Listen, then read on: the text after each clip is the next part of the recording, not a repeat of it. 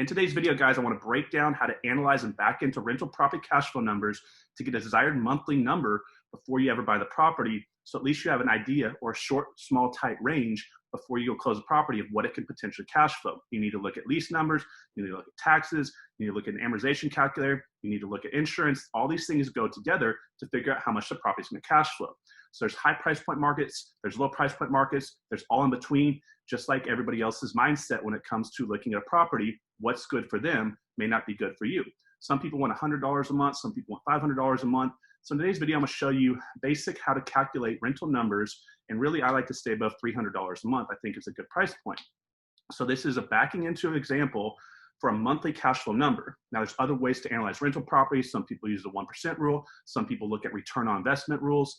So there's different ways to do this. Nobody's right, nobody's wrong. But I wanna show you a quick way if you're getting into business, or even if you've been doing this for a while, guys, this is a quick way to do this. I'm gonna show you a site that I use, how I can calculate rental numbers very, very quickly. So let's pop in to the amortization calculator right now. All right, guys, in order to figure out how much we're gonna make monthly as far as cash flow net income, what we need to do right now is figure out our principal, interest, taxes, and insurance, also known as PITI. And this amortization schedule calculator, which you can find on amortization-calc.com up there at the top left, is going to help us figure out the first two of those four numbers that we need, which is our principal and interest.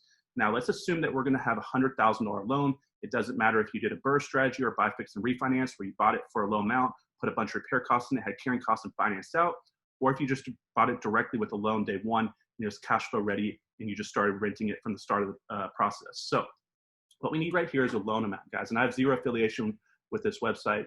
I just think it's a great resource. So I'm going to use $100,000 for the loan amount. Just assume that when you go get your loan, you're all in at $100,000. Now for loan term, you guys need to decide what's best for you. To each his own right here. Guys, I have multiple videos talking about a 15-year loan versus a 30-year loan, the pros and cons of both. So you need to decide what you want to do as far as your own business. But most people use a 30-year fixed loan, which means it's going to amortize down and pay off free and clear at the end of 30 years. Now, right now at the bottom, 3.75% is the number I'm going to use for interest rate.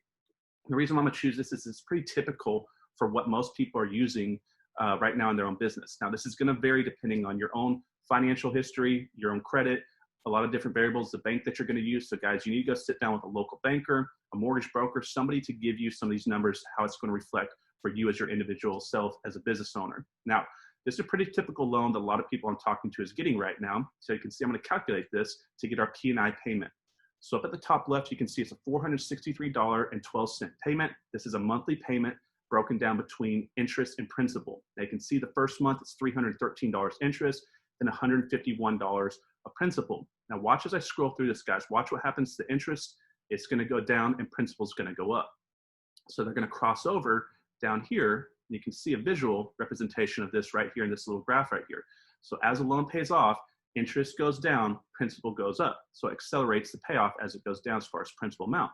So this is going to give you the first two parts of your PITI, principal and interest. Now to get your taxes, you need to go to your county appraisal district, or you need to get onto your MLS or have a real estate agent do this. But if you can go right on your MLS or in the county appraisal district, you should find an annual number for taxes for the year. Divide that by 12. That's your monthly amount. So let's say that whatever it is, I'm just going to use some generic numbers here. You're all in with your PI, and your monthly taxes is just a little over $200 and puts you up to about $700 all in right here. Now, the next thing you're going to need to do is call an insurance company to insure the property. Tell them what you want to do, tell them the amount, and they're going to give you different prices depending on which company. But let's just assume it's right around a little over $100. So all being said, PITI in this case study, let's say you're all in at $825. Now what you're going to need to do is you're going to need to pull up the rental numbers. You can pull up rentalmeter.com. You can use Zillow for some basics, but I prefer that you guys use the MLS and get real data. You can have a real estate agent do this for you, or if you're a licensed agent, you can pull this on your own. So what you need to do is simply now figure out the rental numbers and figure out what it's going to be for the average rent property that looks like yours once it's fixed up and rented out.